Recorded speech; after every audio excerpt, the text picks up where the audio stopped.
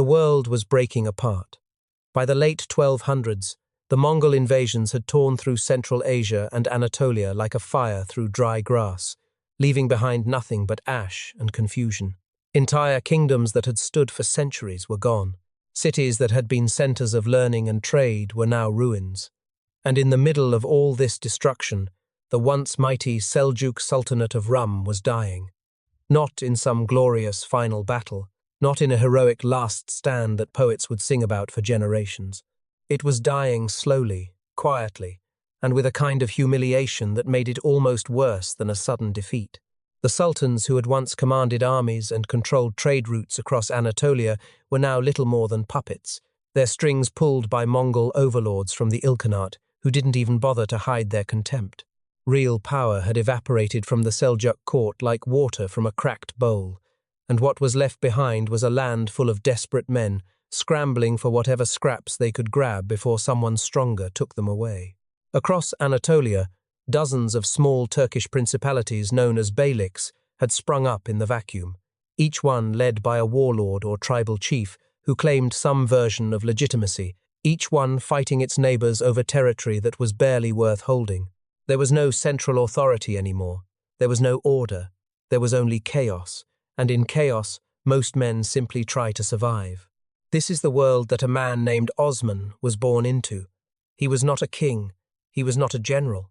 He was the son of Ertugrul, the leader of the Kei tribe, a small Turkic clan that had been granted a narrow strip of borderland in northwestern Anatolia, right up against the frontier of the Byzantine Empire.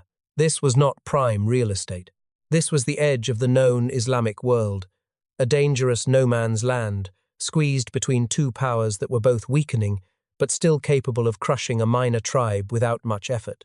The Seljuks were collapsing inward to the east.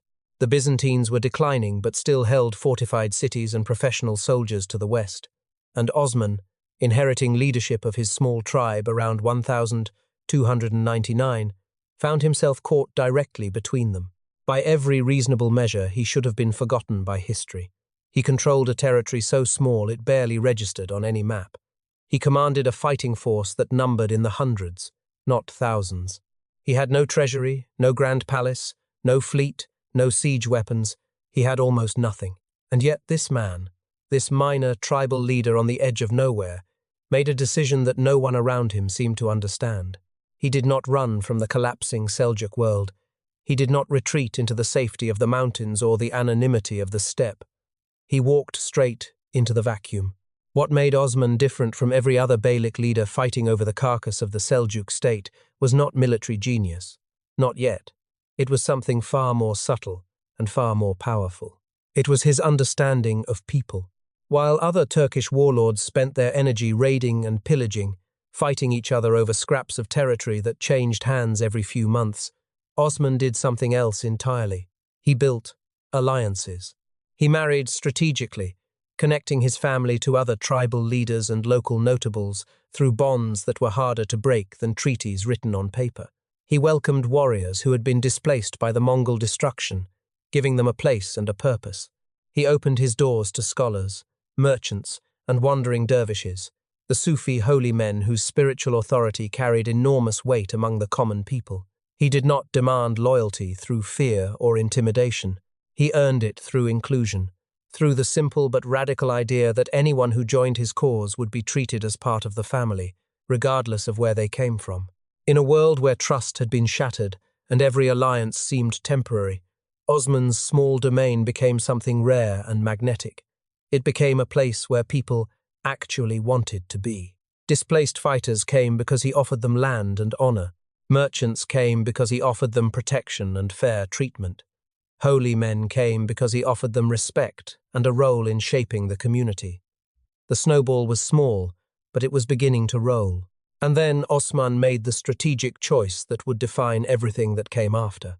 He positioned his tribe not as conquerors of fellow Muslims, not as just another beylik grabbing territory from its Turkish neighbors, but as Ghazis, warriors of the faith, dedicated to pushing back the Christian-Byzantine frontier. This was not just a military strategy. It was a masterstroke of political legitimacy. In a landscape crowded with warlords who all looked the same, Osman gave himself a purpose that was bigger than land and bigger than power. He was fighting for Islam. He was defending the faith against the infidels on the frontier. This framing changed everything. It gave him religious credibility that other beyliks could not match. It attracted volunteers who were motivated not just by the promise of loot, but by genuine spiritual conviction. And it made it very difficult for other Muslim leaders to oppose him without looking like they were standing against the cause of the faith itself.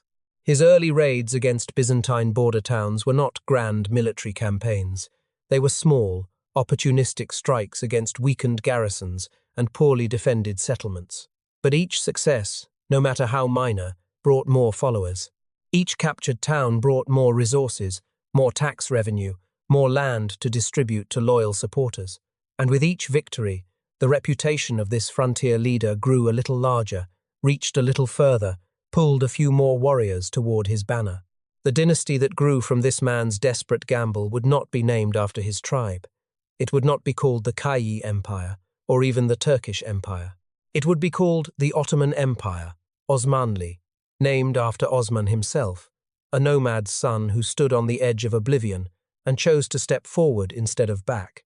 His name would echo across 6 centuries of history, across 3 continents, through the rise and fall of civilizations that had not yet been born on the day he made his choice. He could not have known any of this. He could not have imagined that the small territory he was carving out of the chaos would one day stretch from the gates of Vienna to the deserts of Arabia, from the coast of North Africa to the plains of Hungary. All he knew was the ground beneath his feet, the people around him, and the simple, dangerous conviction that the vacuum left by dying empires did not have to be filled by stronger empires.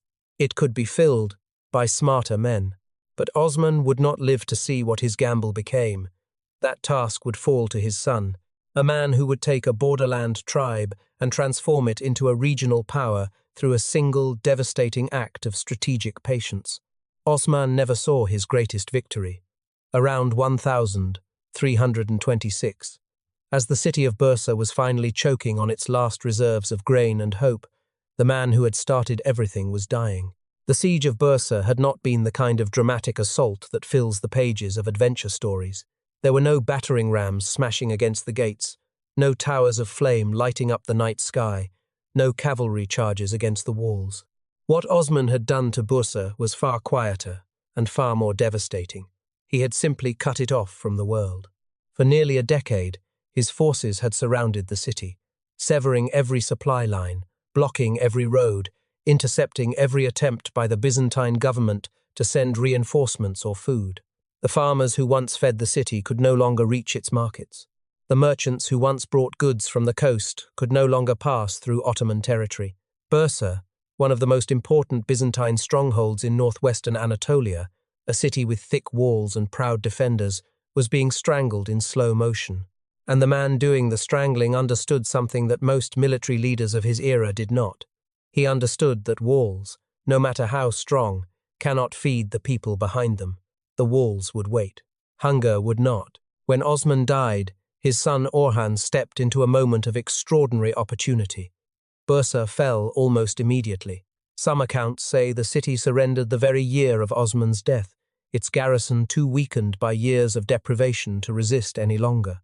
Others suggest the final capitulation came just weeks after Orhan took command, as if the city had been holding its breath, waiting for one last reason to give up. Whatever the exact timing, the result was the same.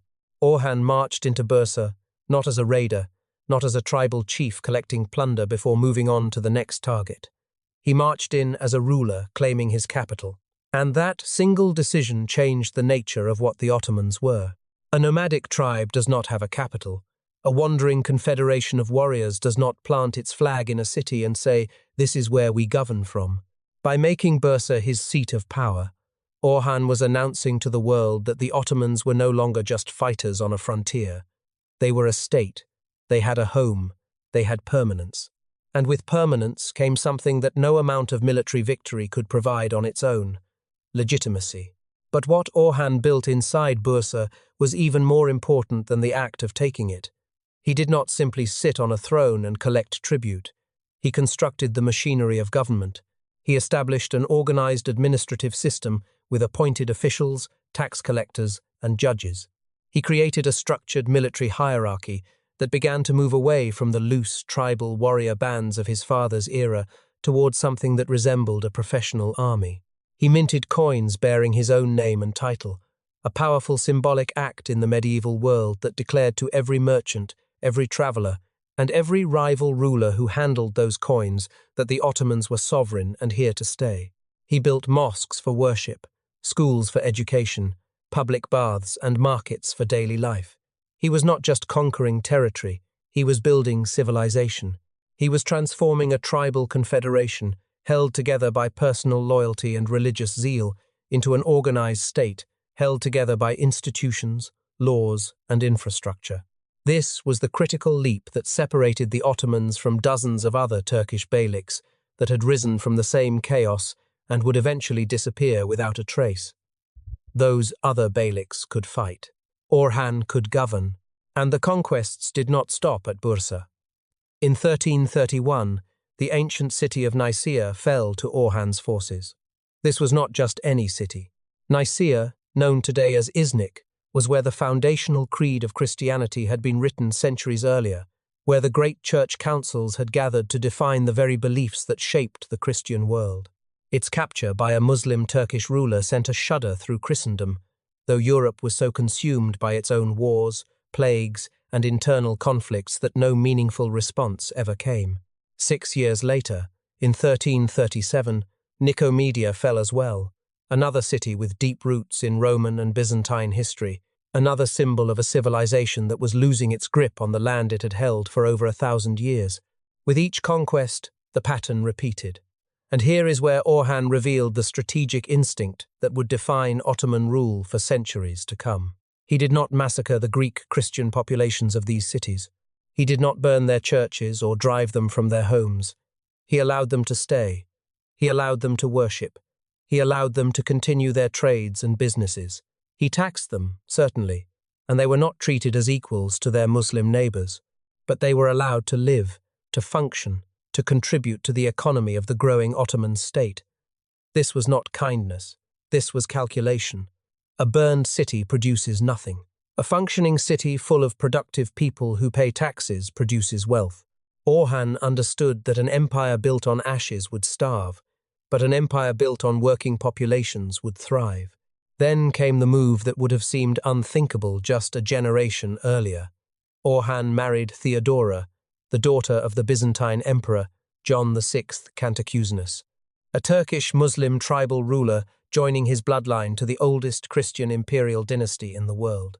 The marriage was a diplomatic arrangement, born from the Byzantine emperor's desperate need for military allies during a brutal civil war that was tearing his own empire apart. But for Orhan, it was something far more valuable. It embedded the Ottomans directly into the power structure of the Byzantine world. It gave him a legitimate pretext to intervene in Byzantine internal affairs whenever it suited his interests, and he used that pretext eagerly. When the Byzantines invited Ottoman soldiers across the Dardanelles to help fight their civil war in Europe around 1352, Orhan's forces crossed into the continent and established a foothold at Gallipoli. The Byzantines expected them to fight, collect their payment, and go home. The Ottomans came, they fought, and then they simply never left. It was not an invasion in the traditional sense. It was an invitation that became an occupation, a temporary military arrangement that became a permanent continental presence. In a single generation, Orhan had taken what his father left him, a small borderland territory in northwestern Anatolia, and turned it into a cross-continental power with cities, institutions, a professional military, diplomatic alliances with the Byzantine imperial family, and territory on both sides of the strait that separated Asia from Europe. The foundation of the Ottoman state was no longer just swords and faith. It was administration, economy, and a diplomatic cunning that left its rivals struggling to understand how a tribe of frontier warriors had become so powerful, so fast. But it is the next generation that will face the true test of everything Osman gambled and Orhan built. The Balkans, a volatile landscape of rival Christian kingdoms with centuries of grudges and ambitions, are about to feel the full weight of Ottoman expansion. And the collision that is coming, on a field that history will remember by a name soaked in blood and sorrow, will be one of the most consequential battles in European history. A battle that almost no one in the Western world remembers today, but whose echoes still shape the politics of nations more than 600 years later. Murad I was not a patient man by nature, but he had learned the value of relentless, methodical pressure from his father and grandfather before him. By the 1380s, the Ottoman advance into Europe had become something that the Christian kingdoms of the Balkans could no longer dismiss as a frontier nuisance or a temporary threat that would burn itself out. This was a machine, grinding forward with terrifying consistency. Murad had taken Adrianople, one of the most important cities in Thrace, and renamed it Edirne, transforming it into the Ottoman capital in Europe, a declaration that the Ottomans were not visitors on this continent, but permanent residents with no intention of leaving. From Edirne, his armies pushed deeper into the Balkans, with a discipline and coordination that the fragmented Christian kingdoms simply could not match. Bulgaria was buckling. Serbia was under constant pressure. Bosnia felt the shadow creeping closer with every passing year. Smaller states and principalities that had existed for centuries watched as their neighbors were absorbed one by one, each conquest making the next one easier, each defeated kingdom adding soldiers, tax revenue, and territory to the Ottoman war machine.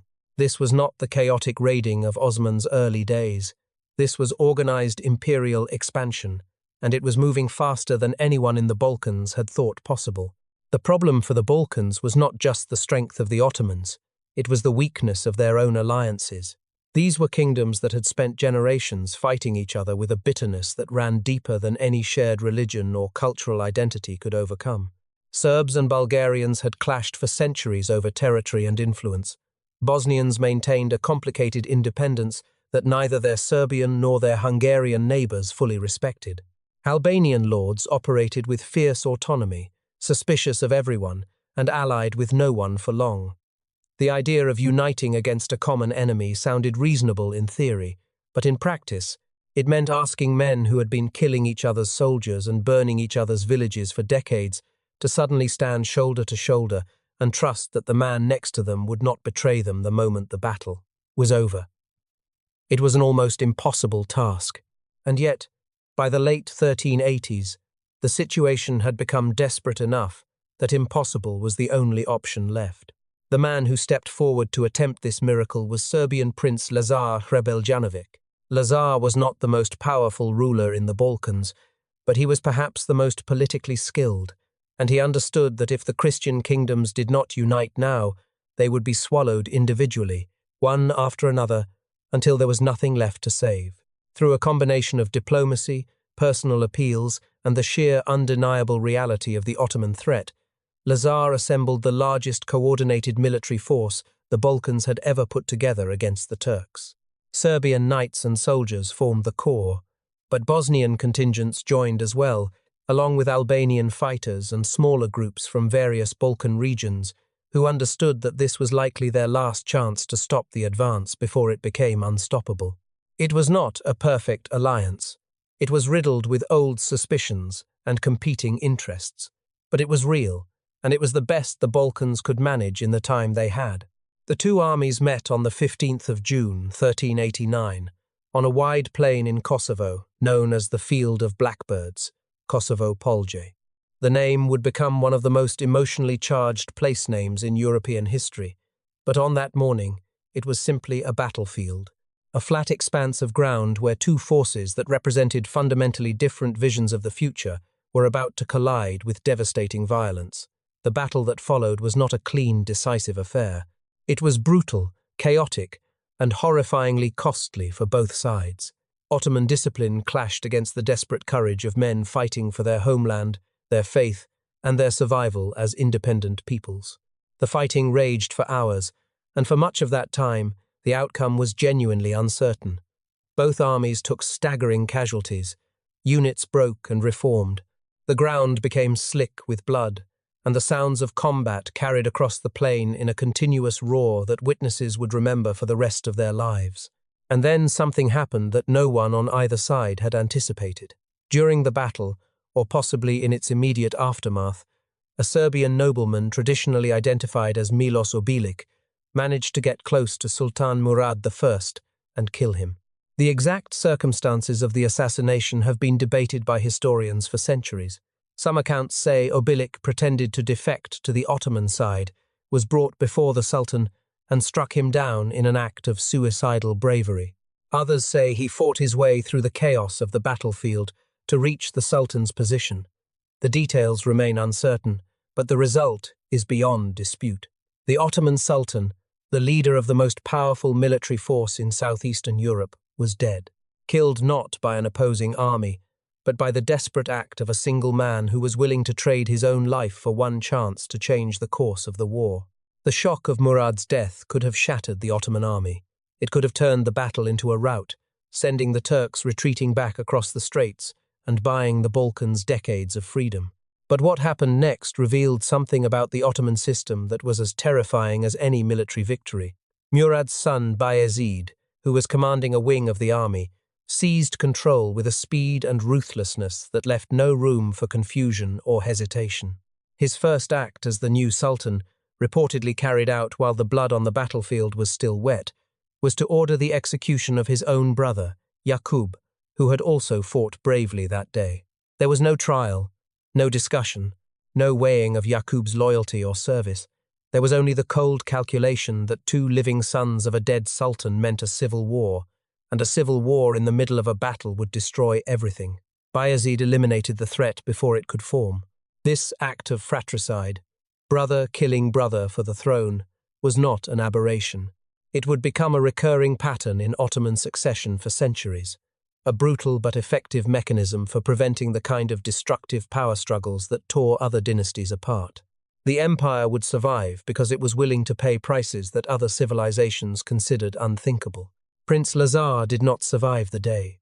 He was captured, either during or after the battle, and executed by the Ottomans. With his death, the coalition he had built through years of painstaking diplomacy collapsed almost immediately. The alliance had been held together by his personal authority and political skill, and without him, the old rivalries and suspicions resurfaced with a vengeance. There would be no second coalition. There would be no regrouping for another attempt. Within a few years, Serbia became an Ottoman vassal state, its independence effectively over. The battle itself was militarily ambiguous, something close to a draw in terms of losses, but strategically, it was a decisive Ottoman victory, because the Ottomans could absorb their losses and keep advancing, while the Balkans could not replace what they had lost. But in Serbian memory, Kosovo became something far larger and far more powerful than any military assessment could capture. It became a foundational myth, a sacred story of noble sacrifice, ultimate betrayal, and a golden age destroyed by the forces of darkness. That myth would be told and retold, sung in epic poems, painted in churches, and passed from generation to generation for over 600 years, shaping Serbian national identity in ways that would have consequences no one on that bloody field in 1389 could have possibly imagined. Consequences that would echo all the way into the wars of the 1990s, when the name Kosovo would once again be spoken with fury and grief. The Balkans were now effectively open. The last serious coordinated resistance had failed. And the new Sultan, Bayezid I, the man who had secured his throne by killing his own brother before his father's body was cold, had ambitions that made his predecessors look cautious by comparison. He would earn the nickname Yildirim, the Thunderbolt, for the terrifying speed with which he struck, conquering territory at a pace that left both his enemies and his own advisors struggling to keep up.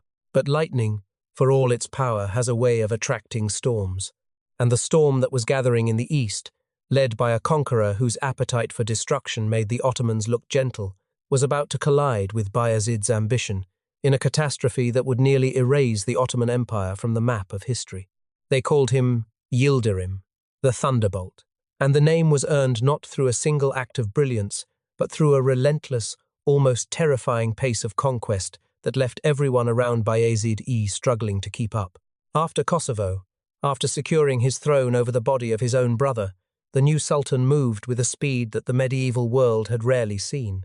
He swept across the remaining independent Turkish beyliks of Anatolia, absorbing them into the Ottoman state one after another, sometimes through diplomacy, more often through force, and always with a swiftness that gave his enemies no time to organize resistance. Principalities that had existed for generations, that had their own histories and their own proud traditions, were swallowed whole before their rulers fully understood what was happening. In the Balkans, he tightened the Ottoman grip with equal ferocity, reducing Serbia to a vassal state, pressing deeper into Bulgaria, and extending Ottoman influence into territories that had never seen a Turkish soldier before. And then Bayezid did something that sent a shock through the entire Christian world. He turned his attention to Constantinople itself, the greatest city in Christendom, the capital of the Byzantine Empire, protected by the most famous walls in the history of warfare, found itself under siege by an Ottoman sultan who genuinely believed he could take it. He blockaded the city, cut its supply lines, and waited, applying the same strategy of slow strangulation that his grandfather had used against Bursa. The Byzantines, desperate and running out of options, sent frantic appeals to every court in Europe, begging for help against the Turkish onslaught. And help came, though not in the way the Byzantines had hoped. In 1396, a massive Crusader army assembled in Europe, drawn primarily from French and Hungarian nobility, with contingents from across the continent. It was the largest coordinated Western military effort against the Ottomans in generations, and it marched south with the confidence of men who believed that European chivalry was still the finest fighting force in the world. They met Bayezid's army at Nicopolis, on the banks of the Danube, and what followed was not a battle so much as a slaughter. The Crusaders, arrogant and poorly coordinated, charged headlong into Ottoman lines without proper reconnaissance, without a unified command structure, and without any real understanding of how the Ottoman military fought. Bayezid destroyed them. The flower of European knighthood was cut down on the riverbanks, their bodies piling up in a catastrophe that stunned the courts of Paris, London, and Budapest. Thousands of prisoners were taken. Many were executed. The defeat was so complete and so humiliating that it effectively ended large-scale Western crusading efforts against the Ottomans for decades. Europe retreated into its own problems, and Bayezid, flush with victory, began to believe that nothing and no one could stop him. That belief was the beginning of his destruction, because while Bayezid was conquering his way across Anatolia and the Balkans, building what he imagined would be the greatest empire the Islamic world had ever seen, another conqueror was watching from the east. His name was Timur, known in the West as Tamerlane, and he was the most feared man alive. Timur was not a simple barbarian warlord. He was a military genius of the highest order, a strategist who combined the mobility and ferocity of Mongol warfare with a calculated use of terror that was designed not just to defeat enemies, but to psychologically break them before the fighting even began. His armies had left pyramids of human skulls outside the walls of cities that resisted him, tens of thousands of heads stacked in neat, deliberate formations as a message to the next city down the road. He had conquered Persia, devastated India, crushed the Golden Horde, and built an empire that stretched from the borders of China to the shores of the Mediterranean. He was old now, past 60, his body broken by decades of campaigning, unable to ride a horse without being strapped to the saddle. But his mind was as sharp and as ruthless as ever, and Bayezid had been provoking him. The provocations were not subtle. Bayezid had been absorbing Anatolian beyliks that Timur considered to be within his own sphere of influence. He had sheltered princes and commanders who had fled from Timur's wrath, offering them protection and refusing Timur's demands to hand them over. And in the letters that passed between the two rulers, letters that historians have preserved, and that remain remarkable documents of imperial ego colliding with imperial ego, the insults flew with a venom that made diplomacy impossible. Bayezid mocked Timur's legitimacy, questioning his right to rule. Timur responded with threats that were not empty, delivered in a tone of cold fury that suggested a man who was not accustomed to being challenged and had no intention of tolerating it. Each ruler saw the other as an upstart, an obstacle to be removed. Neither would yield. Neither could yield, because for rulers who had built their power on the image of invincibility, backing down was more dangerous than fighting. The collision came in the summer of 1402, outside the city of Ankara. Timur's army, a massive force estimated by some sources at over 140,000 men, including war elephants brought from his Indian campaigns, met Bayezid's Ottoman forces on a battlefield that the thunderbolt had not chosen and could not control. Timur had maneuvered brilliantly in the days before the battle, cutting off Bayezid's water supplies and forcing the Ottoman army to march in the summer heat to a position that favored the Timurid forces. When the battle began, the catastrophe unfolded with sickening speed. The Anatolian contingents that Bayezid had forcibly absorbed into his army, warriors from beyliks he had conquered against their will, saw the banners of Timur's force and recognized their old lords fighting on the other side. They defected, not a few of them. Entire units, thousands of soldiers, simply turned around in the middle of the battle and either joined Timur or fled the field. The Ottoman army, already outnumbered and outmaneuvered, collapsed from the inside. What had been a formidable fighting force disintegrated into chaos as loyalties that Bayezid had assumed were secure proved to be nothing more than the obedience of men who had been waiting for the first opportunity to escape. Bayezid fought. Whatever his flaws, cowardice was not among them, but fighting could not change the mathematics of a battle that was already lost.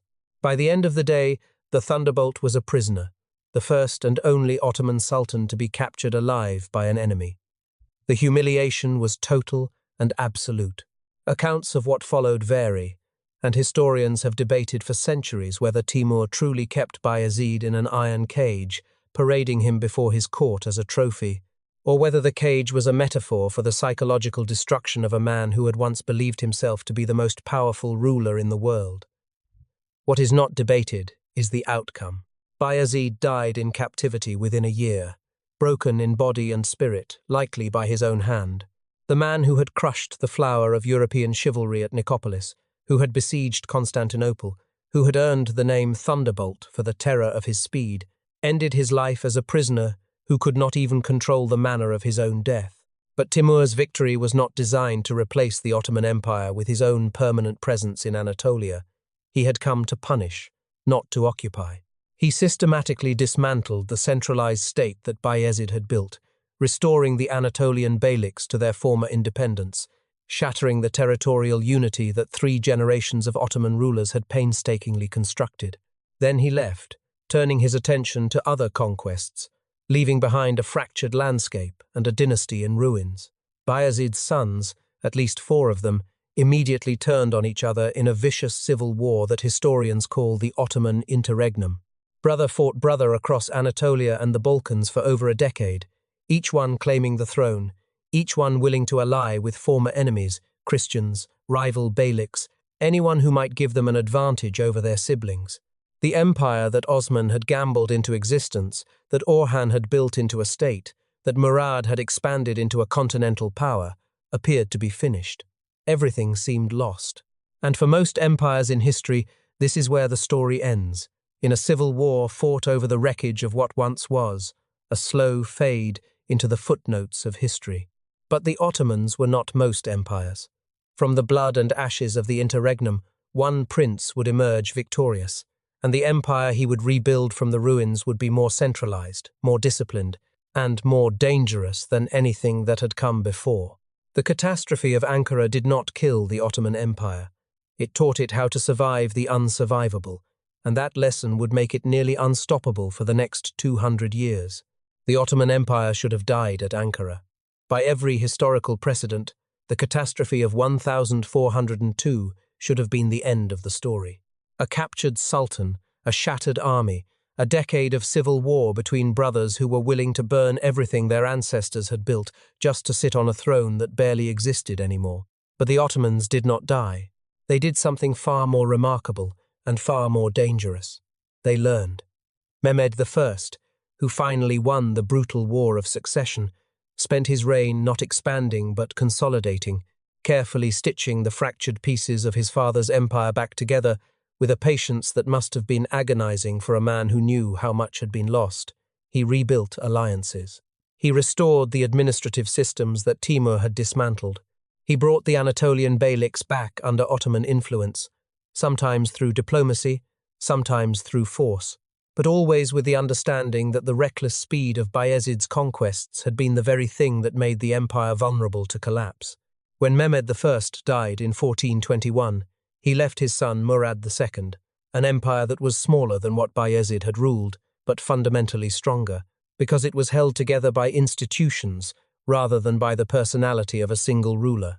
Murad II continued the work, fighting wars in the Balkans, pushing back Hungarian attempts to roll back Ottoman gains, and slowly, methodically returning the empire to something resembling its former power. By the time Murad II died in 1451, the Ottoman Empire had recovered nearly all of its lost territory and was once again the dominant military force in southeastern Europe and western Anatolia. But one prize still remained beyond its grasp, the prize that had haunted Ottoman ambitions for over a century, the city that sat at the crossroads of two continents and two civilizations, the city whose walls had never been breached by force in over 1,000 years of history. Constantinople. The young man who inherited the throne and the obsession was Mehmed II, and almost everyone who met him in those early days made the same mistake. They underestimated him. He was 19 years old when he became sultan for the second time, having briefly held the throne as a child before his father returned to power. The court establishment, the powerful viziers and military commanders who had grown comfortable managing the empire during Murad II's steady but cautious reign, looked at this bookish young prince and saw someone they could control. Foreign ambassadors sent dispatches back to their capitals describing the new sultan as inexperienced, scholarly, and unlikely to cause trouble. The Byzantines, clinging to their shrinking empire with the desperate hope that the Ottomans would remain focused on other fronts, allowed themselves to believe that this young man would be content with what he had. Every single one of these assessments was catastrophically, historically wrong, because behind the quiet exterior and the books and the apparent inexperience was a mind that had been preparing for one thing and one thing only since childhood. Mehmed did not just want to take Constantinople. He had studied it the way a surgeon studies the human body before making the first cut. He knew the Theodosian walls, the legendary triple fortification system that had protected the city since the 5th century, in intimate detail. He knew every siege that had failed against those walls, from the Arabs in the 7th and 8th centuries to his own great-grandfather Bayezid. He knew where each attempt had gone wrong. He knew the weak points that previous attackers had missed. And he had a plan that was unlike anything anyone had attempted before. The preparations began immediately, and they were staggering in their ambition. Mehmed ordered the construction of a massive fortress on the European shore of the Bosphorus, directly across from an older Ottoman fortress on the Asian side. This new stronghold, Rumeli Hisari, was built in an astonishing 4 months, its towers rising from the waterline with a speed that horrified the Byzantines watching from across the strait. Together, the two fortresses gave the Ottomans complete control of the Bosphorus. Any ship attempting to bring supplies or reinforcements to Constantinople from the Black Sea would have to pass between Ottoman cannons on both shores. The city was being strangled before the siege even began, but the fortresses were only part of the preparation. Mehmed also commissioned weapons that the world had never seen before. A Hungarian engineer named Orban had approached the Byzantine emperor first, offering to build him the largest cannons ever constructed.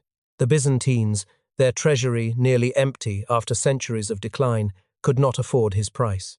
So Orban went to the Ottomans, and Mehmed paid without hesitation. The result was a series of enormous bombards, including a monster known as the Basilica that was over 27 feet long, required hundreds of oxen and men to transport, and could hurl stone balls weighing over half a ton. No wall in the world had been designed to withstand that kind of punishment, not even the Theodosian walls. Constantinople in 1453 was a ghost of what it had once been.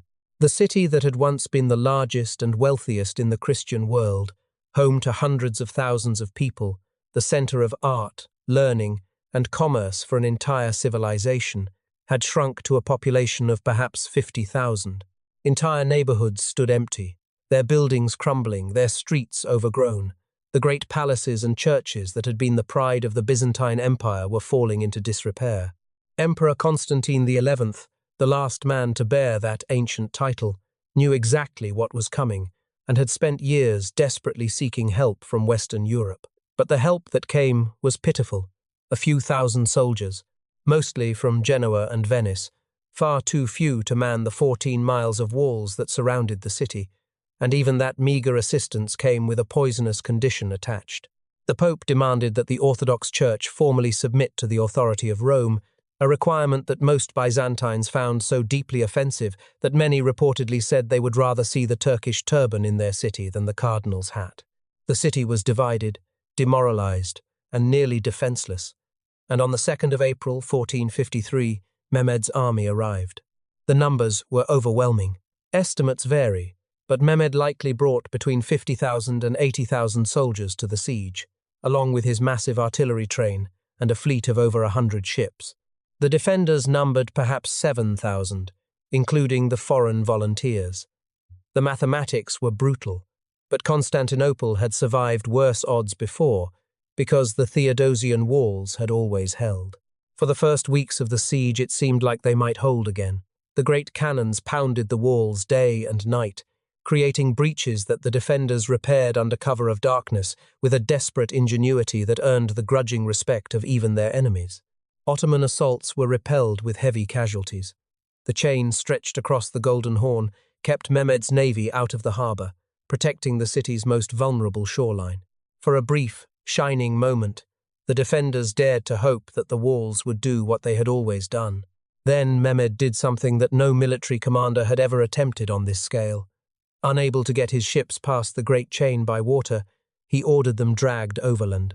Wooden tracks were laid and greased with animal fat over the hills behind the Genoese colony of Galata, and in a single night, dozens of Ottoman ships were hauled out of the Bosphorus, pulled across the land by thousands of men and teams of oxen, and launched into the Golden Horn from behind the chain.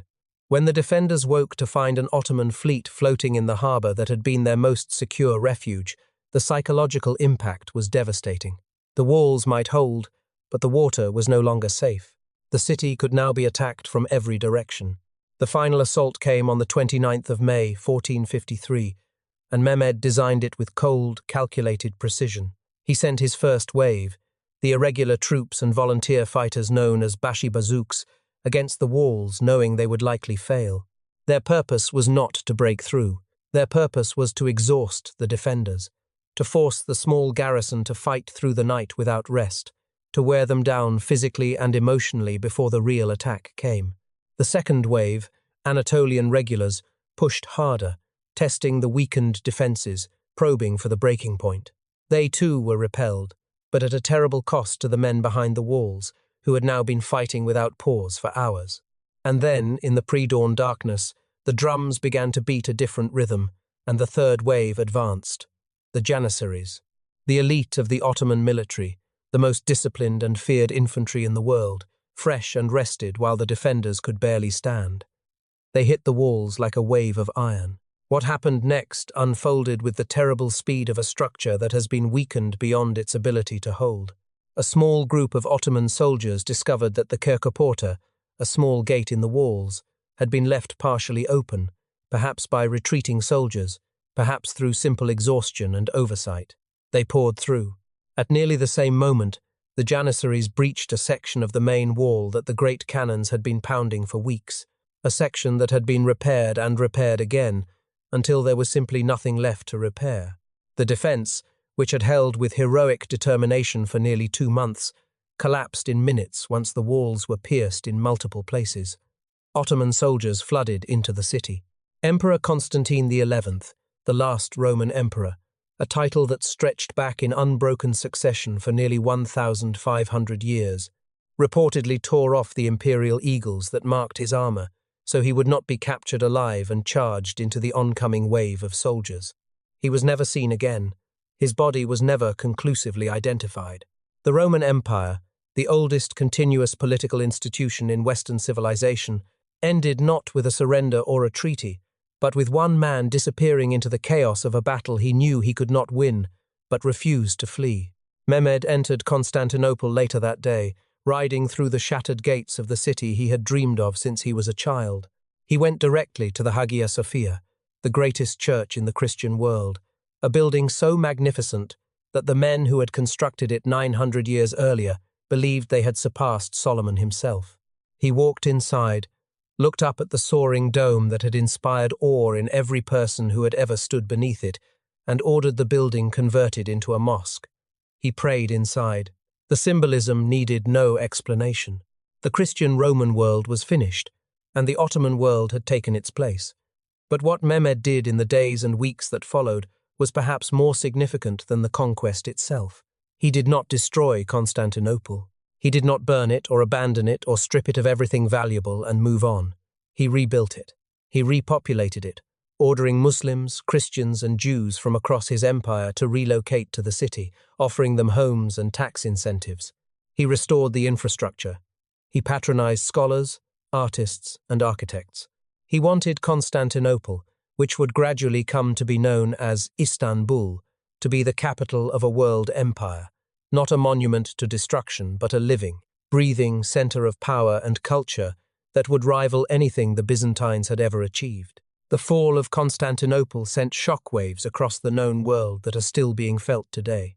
Trade routes that had connected Europe to Asia for centuries were permanently disrupted, pushing European merchants to seek new paths to the east, a search that would eventually lead to the discovery of the Americas.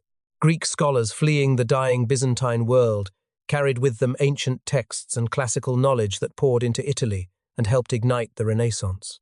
The balance of power in the Mediterranean was transformed overnight, and the Ottoman Empire, the dynasty that had begun with a nomad's gamble on a forgotten frontier, was now one of the most powerful states on earth. But conquering Constantinople was not the end of the Ottoman story. It was the beginning of its most extraordinary chapter. What followed over the next century would see the empire reach heights of military power, territorial expansion, legal sophistication, and cultural brilliance that rivaled any civilization in human history. And at the very peak of that golden age stands one man whose reign would come to define the Ottoman Empire in the eyes of the world forever, a ruler whose magnificence would be matched only by the devastating personal tragedy that unfolded behind the walls of his own palace. The empire that Mehmed II left behind when he died in 1481 was already one of the most powerful states on earth, but it had not yet reached its full potential. That task fell to the sultans who followed him, men who continued the work of expansion and consolidation with varying degrees of skill and ambition. Bayezid II, Mehmed's son, was a cautious ruler who focused more on administration than conquest, a necessary period of digestion after the enormous territorial gains of his father's reign. But it was Bayezid's son, Selim I, who truly set the stage for what was to come. Selim, who earned the nickname the Grim for reasons that required no explanation to anyone who knew him, seized the throne by forcing his own father to abdicate, and then systematically eliminating his brothers and nephews to secure his position. His reign lasted only 8 years, but in that brief window he nearly doubled the size of the Ottoman Empire. He crushed the Safavid Persians at the Battle of Calderon in 1514, securing Ottoman control over eastern Anatolia and northern Iraq. Then he turned south and conquered the entire Mamluk Sultanate, absorbing Egypt, Syria, Palestine, and the holy cities of Mecca and Medina into the Ottoman domain in a campaign so swift and decisive that it stunned the Islamic world. When Selim died in 1520, the Ottoman Sultan was no longer merely a powerful king among many. He was the caliph, the guardian of the 2 holiest cities in Islam, the nominal spiritual leader of the entire Sunni Muslim world. The empire controlled the most important trade routes on the planet, commanded the largest military in the Mediterranean region, and governed a population of staggering diversity spread across 3 continents. This was the inheritance that passed to Selim's only surviving son, a 25-year-old prince named Suleiman, who would become the most famous Ottoman sultan in history and whose reign would represent the absolute peak of everything the empire could be. In the West, they would call him Suleiman the Magnificent, a title that reflected the awe and terror he inspired in European courts. In the Ottoman world, he was known by a different name, one that his own people considered far more important. They called him Kanuni, the lawgiver, because for all his military conquests, it was his transformation of Ottoman law and governance that his subjects considered his greatest achievement. But the military conquests came first, and they came with a speed and decisiveness that reminded the world of Bayezid, the Thunderbolt, except that Suleiman's campaigns were backed by the institutional strength and logistical sophistication that Bayezid had lacked. In 1521, just 1 year after taking the throne, Suleiman captured Belgrade, the fortress city that had resisted his great-grandfather Mehmed II and served as the primary barrier protecting Central Europe from Ottoman expansion. Its fall sent a wave of panic through the Hungarian and Austrian courts. 5 years later, in 1526, Suleiman met the Hungarian army at the Battle of Mohacs and destroyed it so completely that the Kingdom of Hungary effectively ceased to exist as an independent power. The Hungarian king, Louis II, drowned fleeing the battlefield, weighed down by his own armor as he tried to cross a swollen river. Most of Hungary was absorbed into the Ottoman Empire or became a vassal state, and the Ottoman frontier now pressed directly against the borders of the Habsburg Empire, the most powerful Christian dynasty in Europe. In 1529, Suleiman pushed even further, besieging Vienna itself, the capital of Habsburg power and the gateway to Western Europe. The siege failed, turned back by a combination of fierce resistance, supply problems, and the onset of winter. But the fact that Ottoman armies had reached the heart of Central Europe terrified the continent in ways that would shape European politics and identity for centuries. And it was not just on land that Ottoman power projected itself with overwhelming force. On the Mediterranean Sea, the empire found its instrument of naval domination in the person of Hayreddin Barbarossa, a former corsair from the North African coast, who became the greatest admiral of his age. Under Barbarossa's command, the Ottoman navy swept the Mediterranean, defeating European fleets, raiding the coasts of Italy and Spain with impunity, and establishing Ottoman control over North Africa from Egypt to Algeria. The Mediterranean, which European powers had considered their own domain, became, for all practical purposes, an Ottoman lake. French kings, desperate for an ally against the encircling Habsburg Empire, entered into a formal alliance with the Ottoman Sultan, a Christian-Muslim partnership that scandalized Europe but reflected the cold reality that the Ottomans were now too powerful to be ignored or excluded from European diplomacy. But Suleiman's legacy extended far beyond battlefields and naval engagements. Working with his chief architect, the genius Mimar Sinan, he transformed the physical landscape of his empire.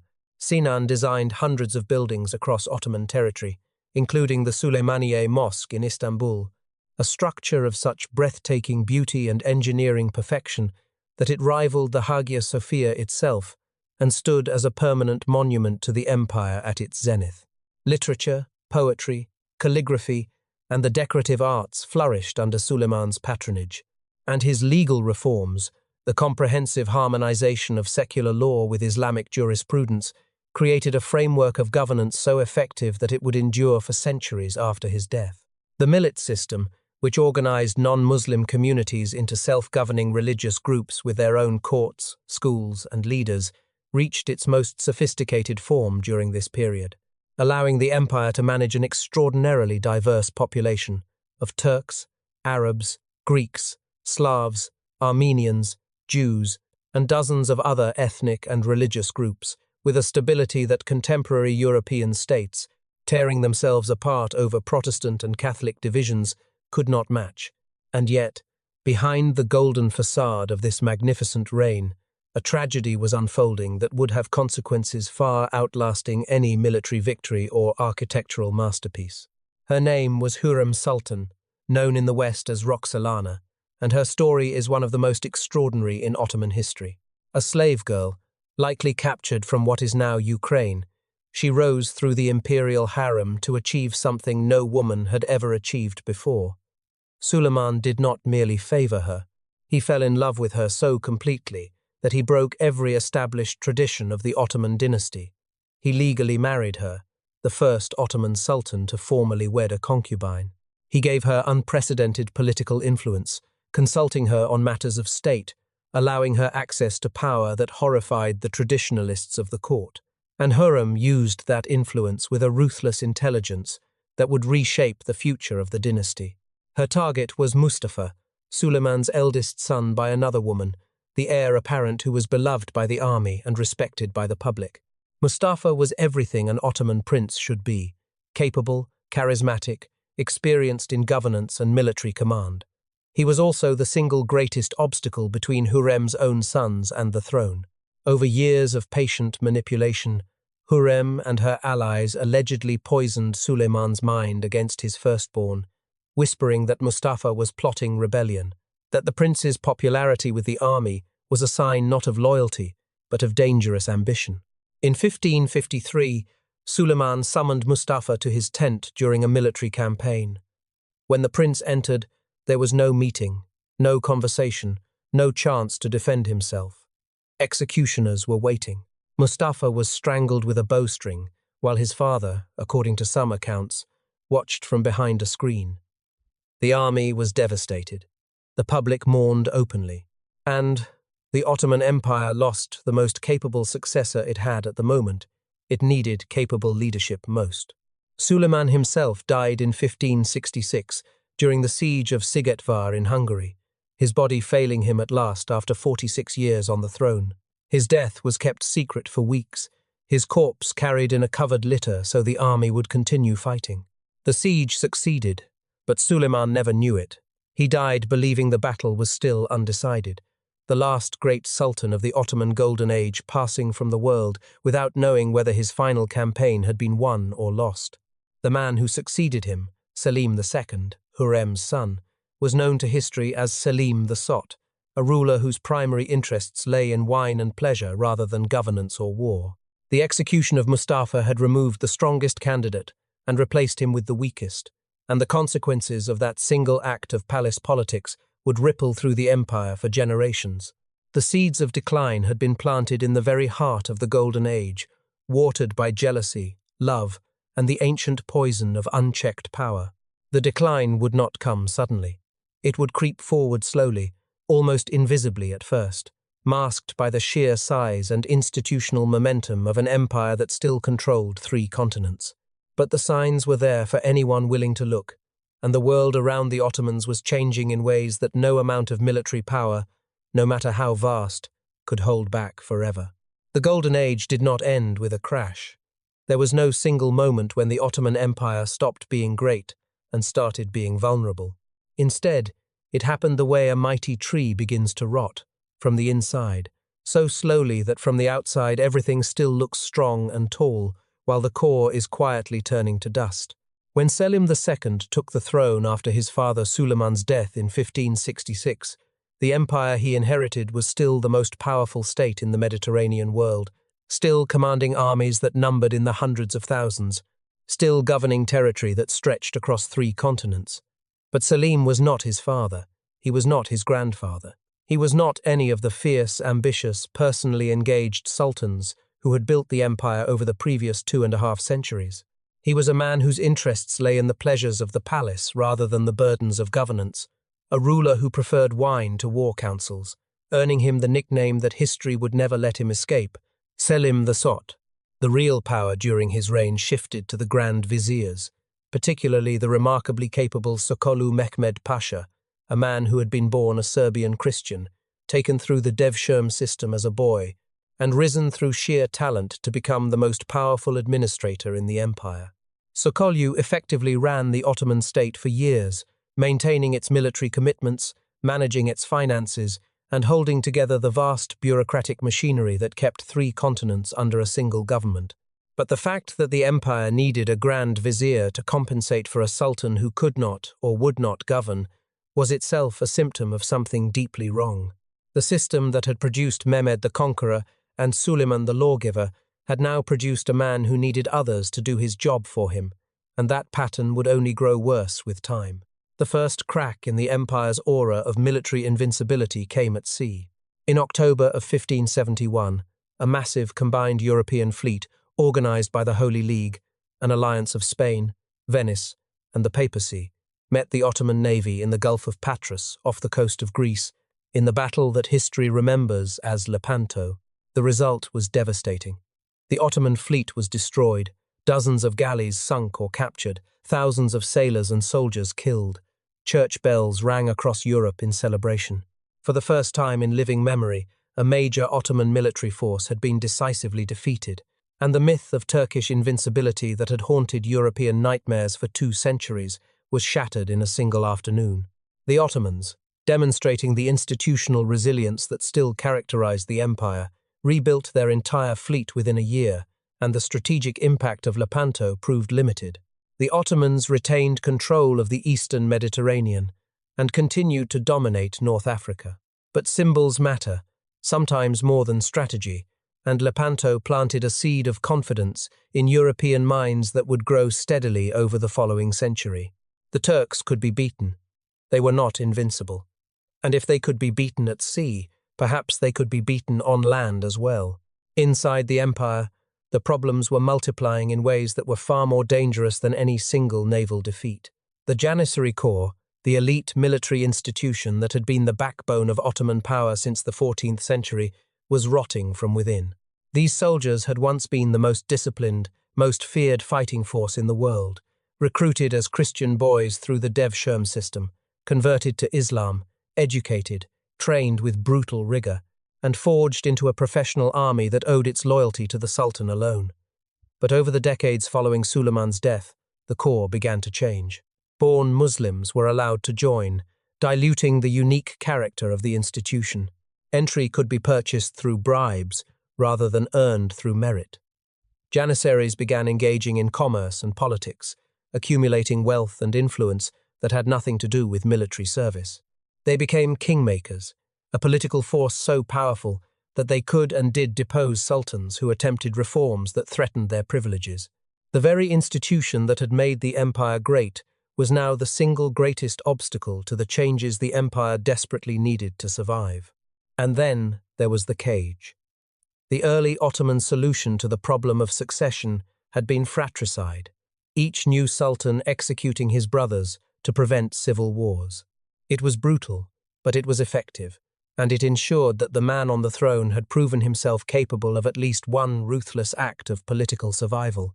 But as the empire matured and sensibilities shifted, the practice was replaced with something that seemed more humane but proved far more destructive. Potential heirs to the throne were confined in a section of the Topkapi Palace known as the Kafes, the cage, a gilded prison where princes lived in isolation, attended by servants who were often deaf or mute to prevent the passage of information. These princes received no education in governance, no military training, no exposure to the world they might one day be called upon to rule. Some spent decades in confinement. When they finally emerged to take the throne, they were frequently broken men, psychologically damaged by years of isolation, paranoid, unstable, and completely unprepared for the crushing responsibilities of imperial rule. Sultan Ibrahim I, who ruled from 1640 to 1648 after spending 22 years in the cage, was so erratic and paranoid that his behavior earned him the title Ibrahim the Mad. His actions grew increasingly unhinged, culminating in reports that he ordered his entire harem, hundreds of women, tied in weighted sacks and drowned in the Bosphorus in a fit of paranoid rage.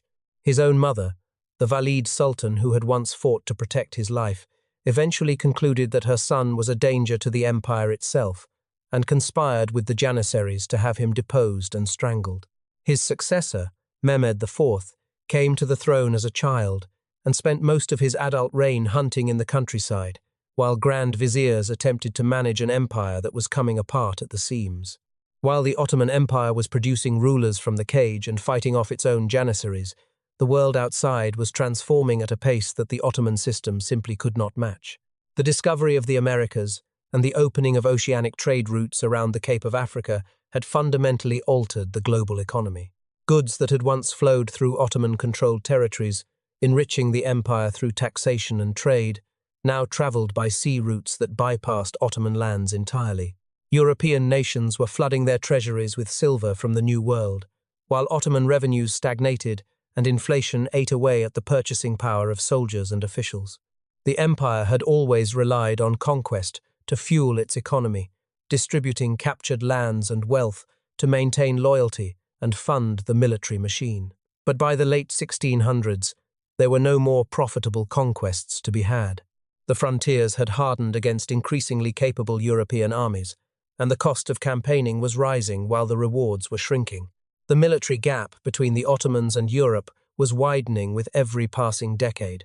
While European nations were undergoing a military revolution, developing new weapons, new tactics, new training methods, and new organizational structures that made their armies faster, more flexible, and more lethal. The Ottomans were trapped in a system that actively resisted change. Every attempt at military modernization was blocked by the Janissaries, who understood that a reformed army would have no need for a corrupt, outdated institution like theirs. The result was an Ottoman military that was still fighting with the methods and mentality of Suleiman's era, while their European opponents were inventing the modern art of war. The consequences became devastating in 1683, when a massive Ottoman army laid siege to Vienna for the second time. This was supposed to be the campaign that restored Ottoman glory, that proved the empire could still strike at the heart of Europe. Instead, it became the empire's greatest humiliation. A relief force led by the Polish king Jan III Sobieski smashed into the Ottoman siege lines with one of the largest cavalry charges in history, routing the besiegers and sending them fleeing in chaos. The defeat triggered the Great Turkish War, a cascade of military disasters that stripped the Ottomans of Hungary, Transylvania, and vast stretches of the Balkans. The Treaty of Karlowitz in 1699 was a moment of historical significance that cannot be overstated. For the first time in its existence, the Ottoman Empire signed a peace treaty as the defeated party, formally surrendering territory it had held for generations. Within the empire, some voices were beginning to understand the depth of the crisis. Ottoman intellectuals and officials wrote treatises analyzing what had gone wrong, comparing the glorious past with the painful present, arguing that fundamental reform was the only path to survival. But understanding the problem and solving it were two very different things. The Janissaries would kill any sultan who seriously threatened their power. The religious establishment resisted changes that seemed to imitate the Christian West. The palace bureaucracy, vast and entrenched, had its own interests to protect. Every attempt at reform ran headlong into a wall of institutional resistance from the very people whose cooperation was needed to make reform possible. The question facing the Ottoman Empire was no longer how to expand, or even how to maintain what it had. The question now was simply how to survive. And the answer, when it finally came, would require something far more radical than cautious reform or incremental adjustment. It would require a revolution from within, a violent upheaval that would tear apart institutions that had existed for centuries. But revolution inside a 400-year-old empire is not reform. It is civil war dressed in different clothing, and the blood it demands is always paid by those who can least afford to give it. By the 18th century, the Ottoman Empire was bleeding from wounds it could no longer hide. The losses were not abstract numbers on a diplomat's map. They were real places, real cities, real provinces that had been Ottoman for generations, now torn away by enemies who had once trembled at the mention of Turkish armies. Russia, under Peter the Great, and then Catherine the Great, had emerged as a relentless adversary, pushing southward toward the Black Sea and the warm water ports that had been Ottoman territory for centuries. Austria pressed from the west, chipping away at the Balkans with a military efficiency that the Ottomans could no longer match. Venice, though fading as a great power itself, still managed to inflict painful defeats in the eastern Mediterranean. Each lost war brought a humiliating treaty. Each treaty stripped away more territory, more revenue, more prestige. The empire that had once besieged Vienna was now struggling to defend its own borders, and inside the palace walls in Istanbul, a growing number of officials, intellectuals, and even members of the royal family were arriving at a conclusion that was as obvious as it was terrifying. The empire had to modernize or it would die. There was no third option. The old ways, the ways that had built the greatest Muslim empire in history, were no longer enough. The world had changed, and the Ottomans had not changed with it. But understanding this truth and acting on it were separated by a chasm filled with blood, because the forces that resisted change were not abstract ideas. They were men with swords, men with power, men who would kill to protect the system that sustained them. The first sultan to seriously attempt modernization was Selim III, who took the throne in 1789, the same year the French Revolution was tearing apart the old order in Europe. Selim was intelligent, cultured, and genuinely convinced that the empire could be saved through rational reform. He created what he called the Nizam-i-Sadid, the New Order, a program designed to build a modern European-style army trained by French military advisors, equipped with modern weapons, and organized along the lines that were making European armies so devastatingly effective. He reformed taxation to fund the new military. He modernized diplomatic practices, establishing permanent Ottoman embassies in European capitals for the first time. He attempted to restructure the administrative system to make it more efficient and less corrupt. These were not radical fantasies. They were practical, necessary measures that any objective observer would have recognized as essential for the empire's survival. But the Janissaries did not see rational reform. They saw an existential threat. A new, modern army meant that the old army, their army, the institution that gave them power, wealth, status, and political influence, would become obsolete. And the Janissaries had been deposing and killing sultans for centuries. They knew exactly how to deal with a ruler who threatened their interests. In 1807, the Janissaries revolted. Selim III was dragged from the throne, imprisoned, and eventually murdered, his body reportedly strangled and dumped without ceremony. His reform program was systematically dismantled. The New Order army was dissolved. The message sent to anyone who might consider future reforms was written in the blood of a sultan who had dared to try. But one man was watching and learning. Mahmud II, Selim's nephew, survived the chaos of the Janissary revolt and eventually claimed the throne himself. He had seen what happened to Selim. He had watched the Janissaries destroy a reforming sultan with casual brutality, and he understood that the mistake his uncle had made was not in attempting reform, but in attempting it openly, without first neutralizing the forces that would oppose it. Mahmud spent years building his position with extraordinary patience and cunning. He cultivated alliances with religious leaders, provincial governors, and military units outside the Janissary system. He appointed loyal men to key positions. He publicly maintained the appearance of a traditional sultan, giving the Janissaries no reason to feel threatened while he quietly assembled the pieces of a trap that would be sprung with devastating precision.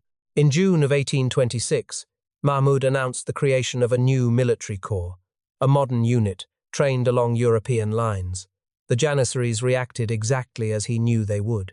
They revolted, overturning their soup kettles in the traditional signal of mutiny, pouring into the streets of Istanbul with weapons drawn, expecting to repeat the pattern they had followed so many times before, depose the sultan, install a puppet, and return to their comfortable corruption. But this time was different.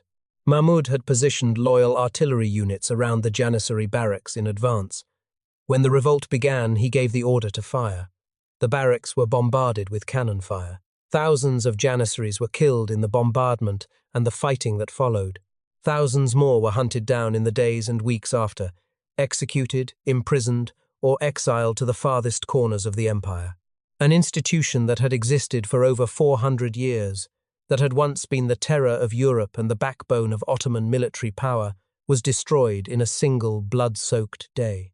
The Ottomans called it the Vaka-i Hayriye, the auspicious incident, and Mahmud abolished the Janissary Corps entirely, erasing it from the military structure of the empire as if it had never existed. The destruction of the Janissaries cleared the path for the most ambitious reform program in Ottoman history, a period known as the Tanzimat, meaning reorganization, that would last from 1839 to 1876, and attempt to fundamentally transform the empire from a medieval Islamic state into a modern nation. The Hatti Sharif of Gulhane, proclaimed in 1839, promised something revolutionary: equal treatment before the law for all Ottoman subjects regardless of religion. For the first time, Christians and Jews would theoretically have the same legal standing as Muslims. Education was reformed, with new secular schools established alongside traditional religious institutions. Legal codes were rewritten along French models. A new secular court system was created. The telegraph connected the vast empire with unprecedented speed. Railroads began to link major cities. Modern banking institutions were established. On paper, the Tanzimat was transforming the Ottoman Empire into something that might survive the modern world. But reform on paper and reform in reality were very different things, and the Tanzimat faced resistance from every direction simultaneously. Conservative religious scholars viewed the reforms as an abandonment of Islamic principles, a capitulation to Western Christian values that threatened the very identity of the empire. Provincial leaders who had built their power on the old system resisted changes that diminished their authority. Many ordinary Muslims deeply resented the idea that Christians and Jews, who had always occupied a subordinate legal position under Islamic law, would now be treated as equals, seeing it not as progress but as a betrayal of the faith. And the non-Muslim minorities who were supposed to benefit from these reforms found that legal equality within the Ottoman system was no longer what they wanted. Greeks, Serbs, Bulgarians, Romanians, and Arabs had tasted the idea of national independence, and they wanted their own states, not better treatment within someone else's empire. Every reform the Ottomans implemented to hold the empire together actually accelerated the desire of its subject peoples to break free. In 1876, a brief moment of hope flickered when the first Ottoman constitution was promulgated and a parliament was elected, raising the possibility that the empire might transform itself into a constitutional monarchy along European lines. For a fleeting instant, it seemed possible that the cycle of autocracy, rebellion, and repression might finally be broken. But Sultan Abdul Hamid II, who had allowed the constitution to be written partly to impress European powers during a diplomatic crisis, had no intention of sharing power with a parliament that might challenge his authority.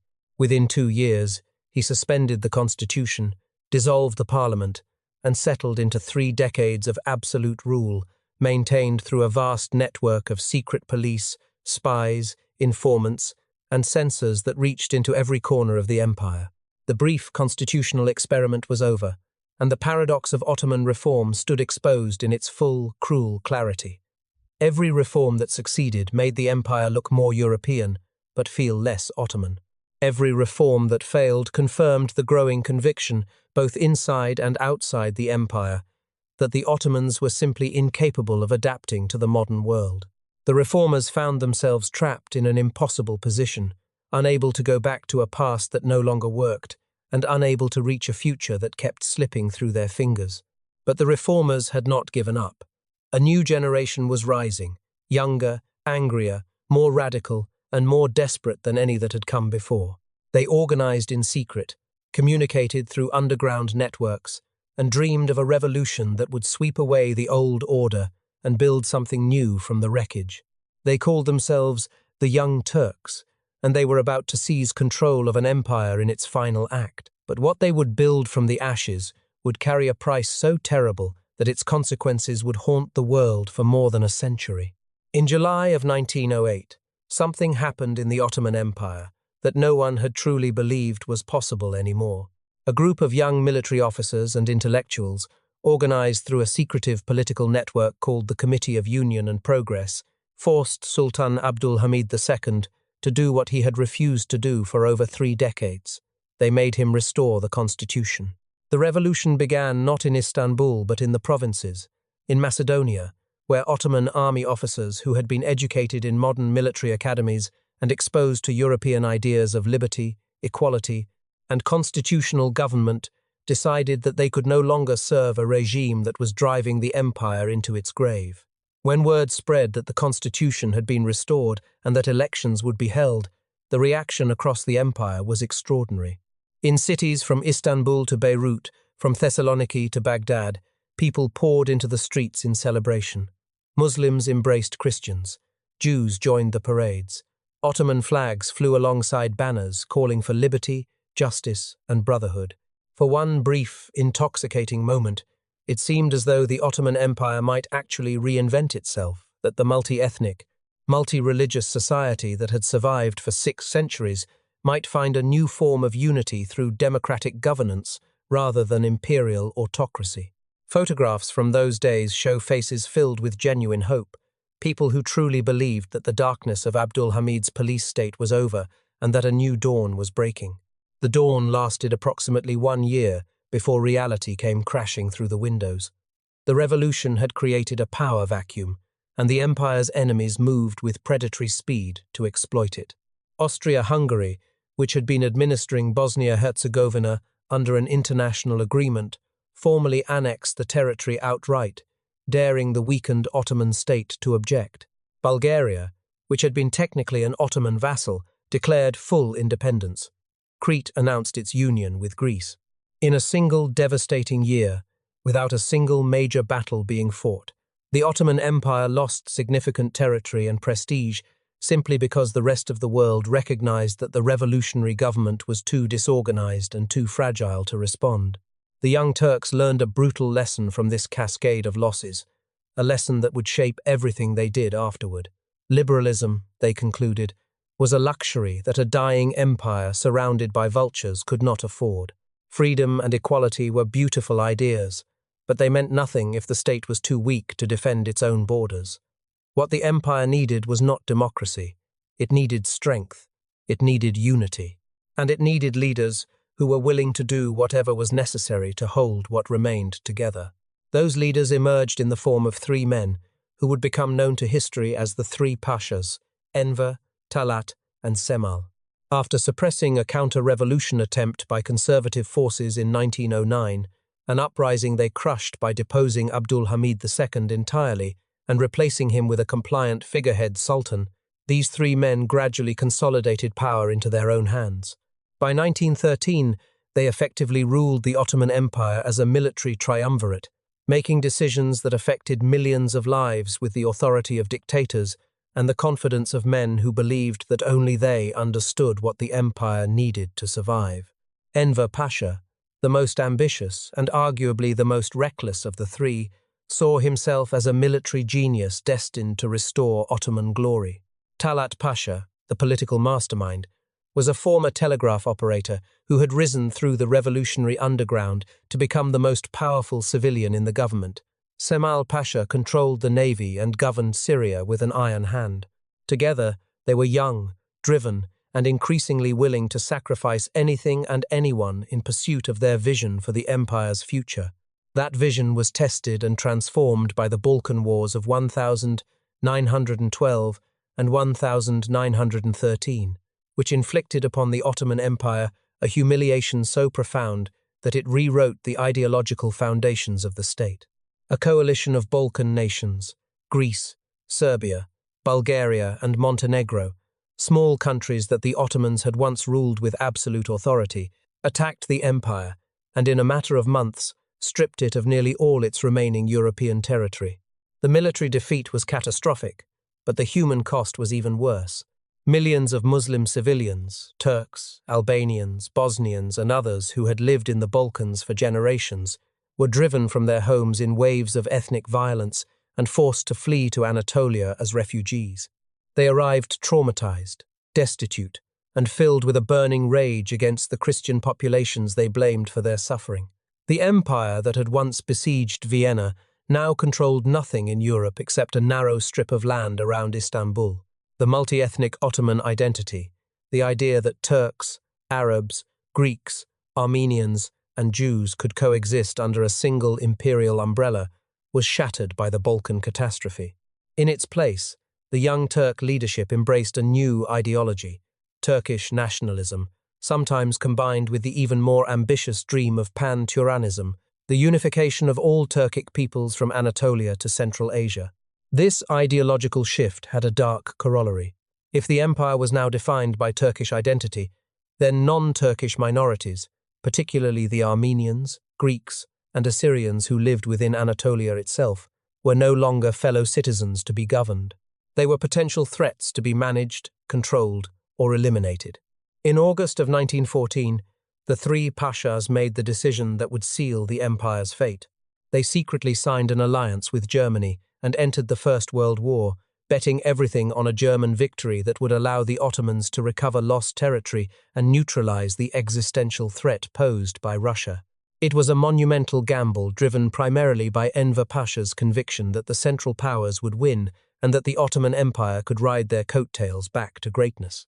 The early months of the war seemed to validate the decision when, in 1915, Allied forces attempted to force the Dardanelles Strait and capture Istanbul in the campaign known as Gallipoli. The Allies expected a quick victory against what they assumed was a broken, demoralized Ottoman military.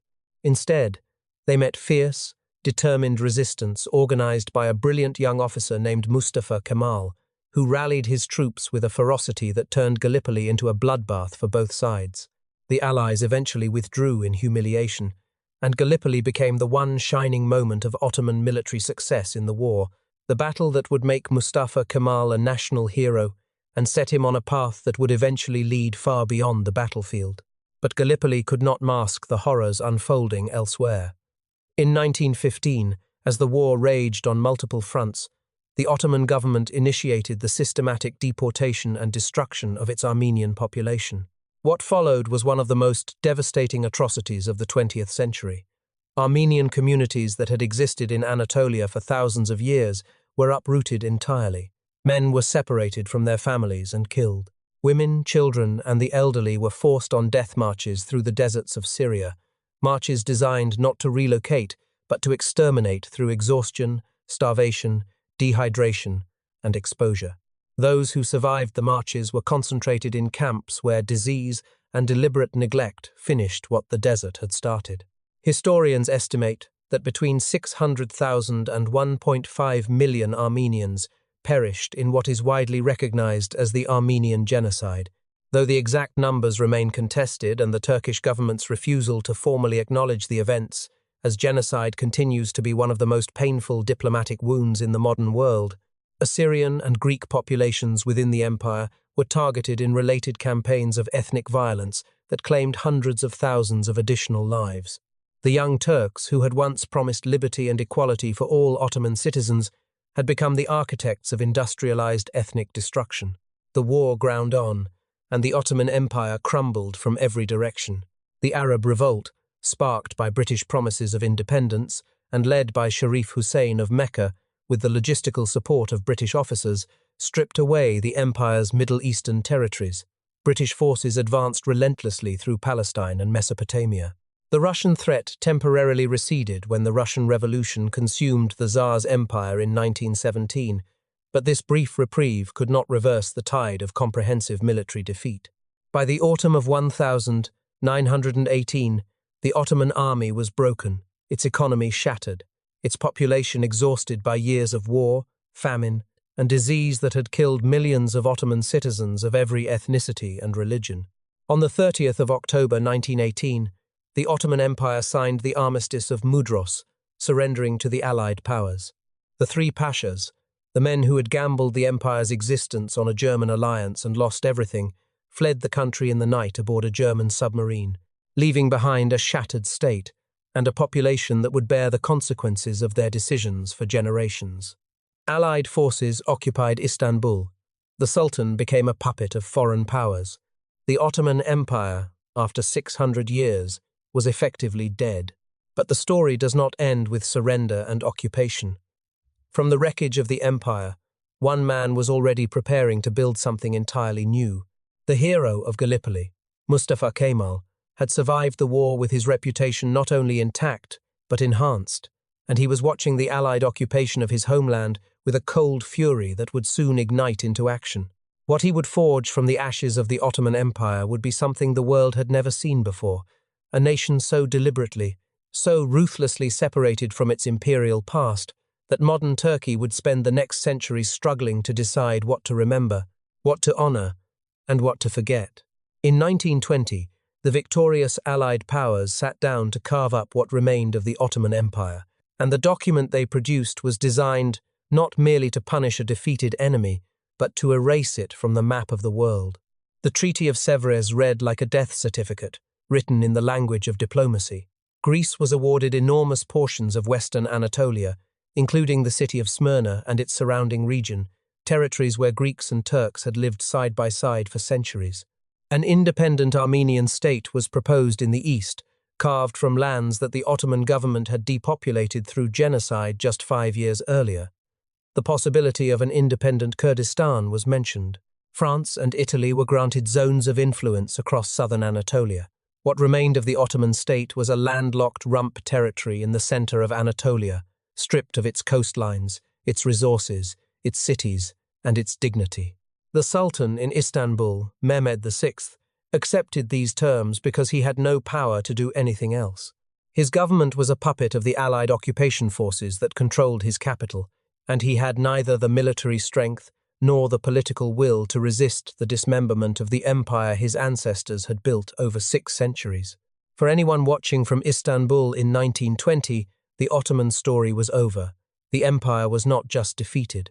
It was being dissected while still technically alive, its territories distributed among its enemies like the possessions of a dead man divided among strangers.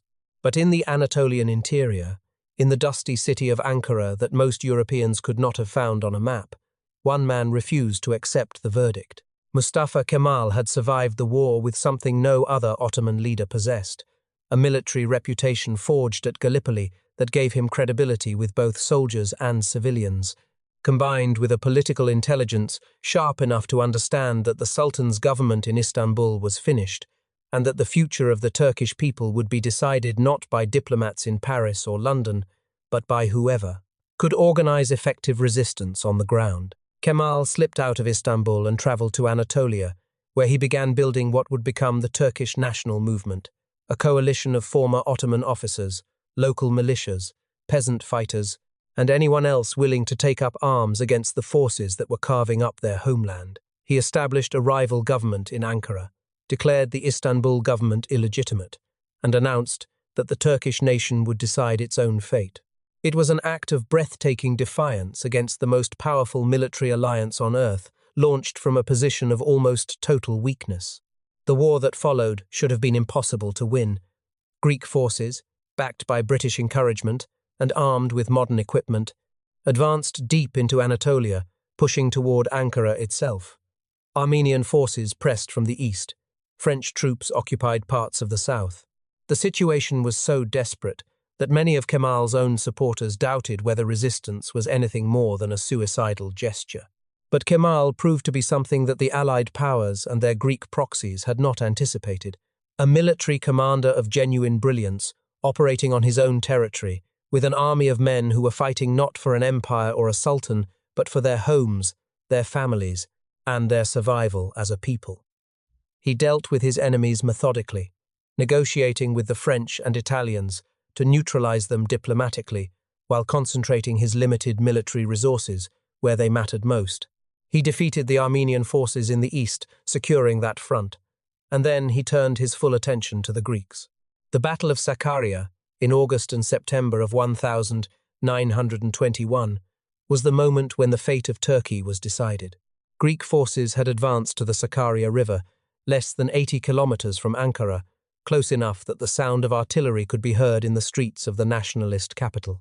For 22 consecutive days, the two armies fought with a desperation born from the understanding that this battle would determine whether Turkey would exist as an independent nation or be partitioned among foreign powers. Kemal commanded personally, driving his forces through exhaustion and horrific casualties until the Greek advance finally broke.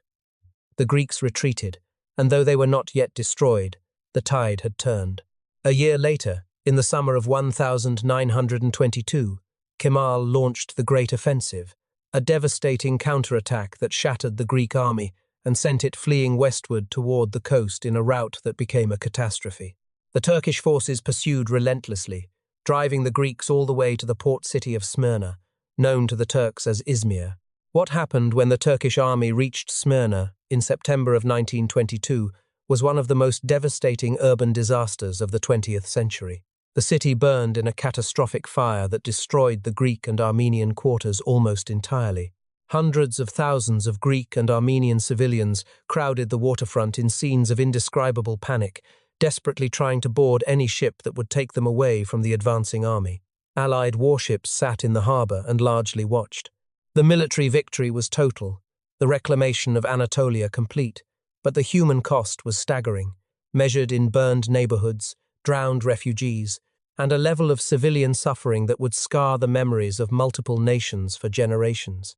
From this position of military strength, the new Turkish state negotiated the Treaty of Lausanne in 1923, replacing the humiliating Treaty of Sèvres with an agreement that recognized Turkey's modern borders and its sovereignty as an independent nation.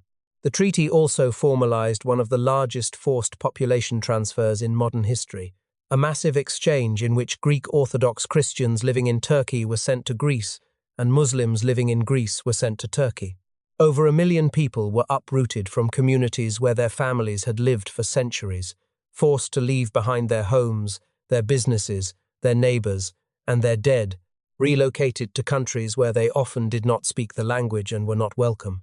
The population exchange was presented as a solution to ethnic conflict, but in reality it was an acknowledgement that the multi-ethnic, multi-religious coexistence that had characterized the Ottoman world for 600 years was over, replaced by the modern principle that nations should be defined by ethnic and religious homogeneity. But Kemal was not finished.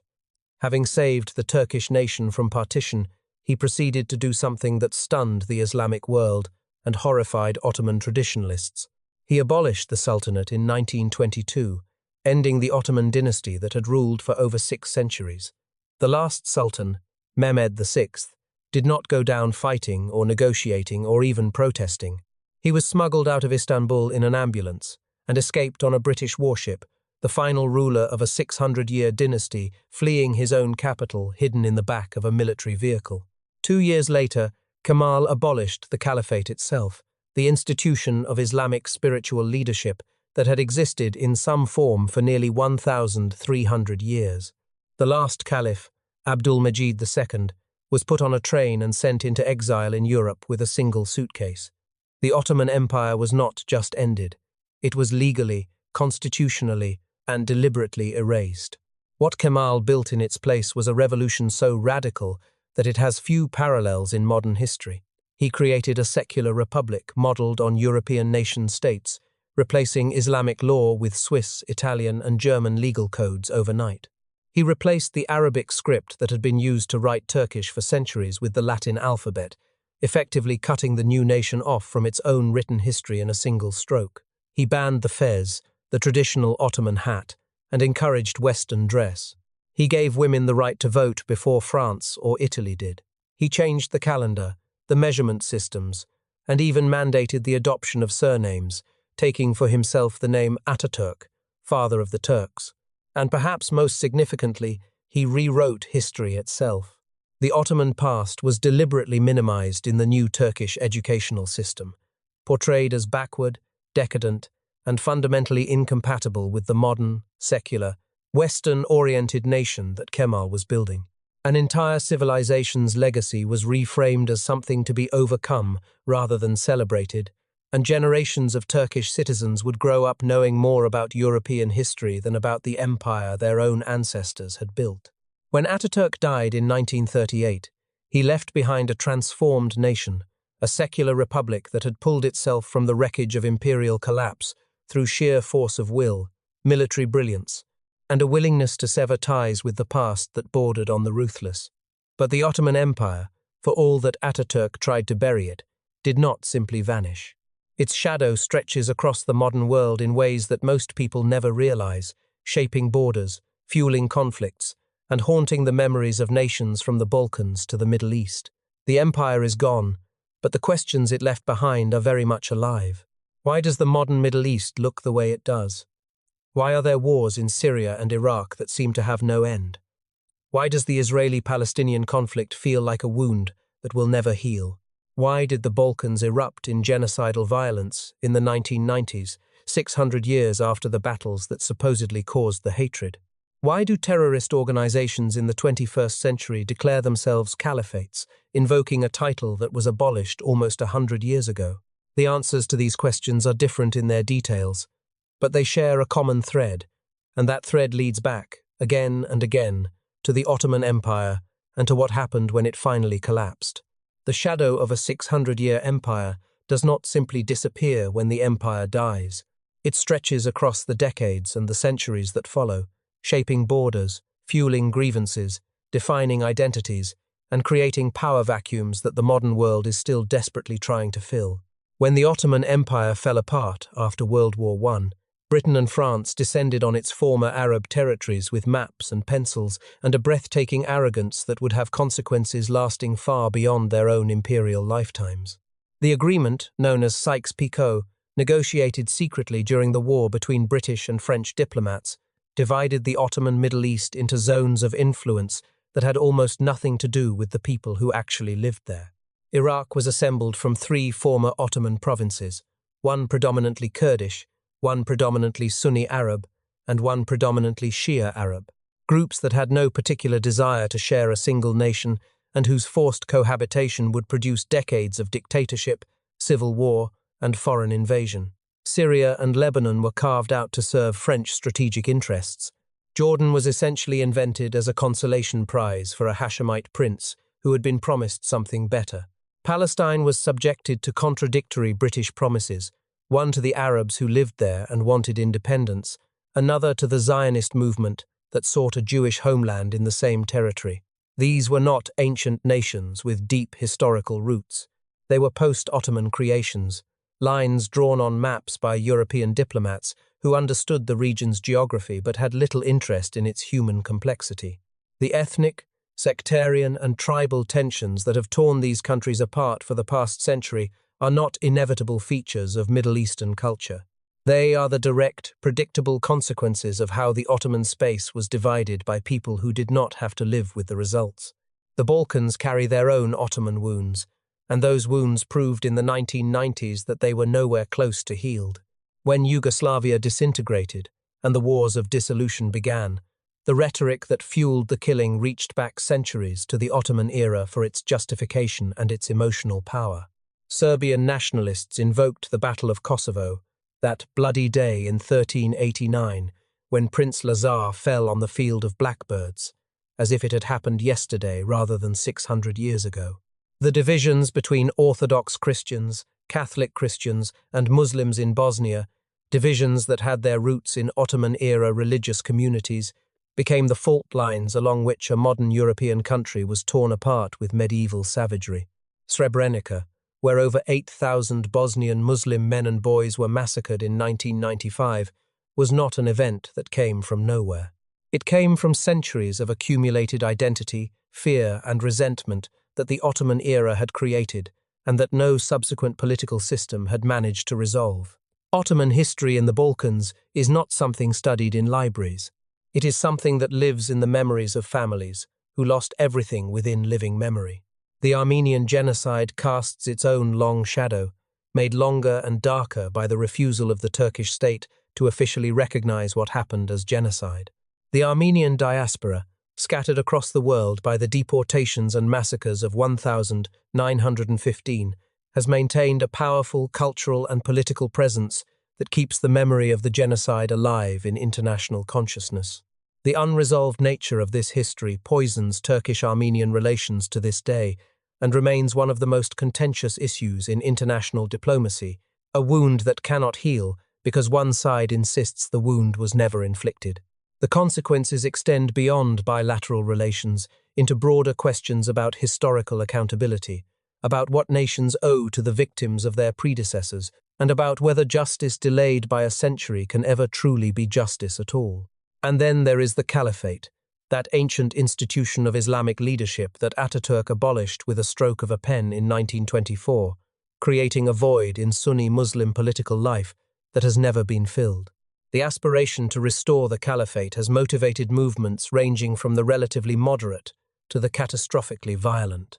When ISIS declared a new caliphate in 2014, claiming dominion over all Muslims worldwide, it was reaching back across nearly a century of absence to an institution that the Ottomans had held for over 400 years. The fact that a terrorist organization in the 21st century could attract tens of thousands of followers from around the world by invoking a title that most people in the West had never heard of is a testament to the enduring power of the Ottoman legacy in the Islamic world. Turkey itself remains caught in a struggle between two versions of its own identity that trace directly back to the end of the Ottoman Empire. Ataturk's secular republic, with its Western orientation and its deliberate rejection of the Ottoman past, dominated Turkish politics for most of the 20th century. But in recent decades, a powerful counter-movement has emerged, embracing the Ottoman heritage that Kemalism tried to bury. Ottoman-era television dramas have become cultural phenomena, watched by millions across the Middle East and beyond. Ottoman symbols and references appear in political rhetoric with increasing frequency. The tension between the secular republic and the Ottoman Islamic legacy is not a historical curiosity. It is the defining fault line of modern Turkish politics, a struggle over national identity that plays out in elections, in courtrooms, in universities, and in the streets. Yet amid all the conflict and controversy, there is another Ottoman legacy that deserves recognition, one that is easier to overlook because it does not produce headlines or body counts. Ottoman mosques still stand in cities from Budapest to Baghdad, their minarets marking skylines that have changed enormously around them. Ottoman bridges still carry traffic in the Balkans. Ottoman baths and bazaars still function as living public spaces. Ottoman cuisine, music, calligraphy, and decorative arts have shaped the cultural traditions of dozens of modern nations in ways that most of their citizens take for granted. And perhaps, most remarkably, the Ottoman system of governance, for all its flaws, for all its autocracy and its later stagnation, managed something that deserves genuine respect. It governed an extraordinarily diverse population: Turks, Arabs, Greeks, Slavs, Armenians, Kurds, Jews, and dozens of other groups, across 3 continents for 6 centuries, with a degree of religious coexistence that contemporary Europe could not match. At the same moment in history when the Spanish Inquisition was expelling Jews from Iberia, the Ottoman Empire was welcoming them into its cities, granting them protection and autonomy under the millet system. This is not a justification for empire. It is a recognition that the Ottoman experiment in governing human diversity, imperfect and unequal as it was, contained within it lessons that the modern world, with all its talk of tolerance and multiculturalism, has still not fully learned. The facts of the Ottoman Empire are extraordinary enough to fill volumes, but the deeper question, the one that rises above the specific dates and battles and treaties, is a question that applies not just to the Ottomans, but to every civilization that has ever risen, flourished, and eventually fallen. It is the question of what happens when power, no matter how vast, no matter how deeply rooted, meets the unstoppable forces of time and change. 600 years. Stop for a moment and let that number settle into your mind. 600 years of unbroken dynastic rule across 3 continents, governing populations of staggering diversity, commanding armies that made the world tremble, building cities and legal systems and cultural traditions that outlasted the empire itself. The Ottoman Empire endured longer than the Roman Empire in the West, longer than the British Empire, longer than any European colonial power that ever planted a flag on foreign soil. From the late 1200s to the early 1900s, through plagues and civil wars, through catastrophic military defeats and miraculous recoveries, through golden ages and centuries of decline, the House of Osman held power with a persistence that borders on the incomprehensible. How does any institution, any dynasty, any single idea of governance survive that long? What did the Ottomans understand about power that allowed them to endure when so many other empires rose and fell around them? The answers lie in the very qualities that made the empire distinctive from its earliest days. Pragmatic governance, the willingness to absorb rather than annihilate, to incorporate conquered peoples into the system rather than simply extracting wealth and moving on.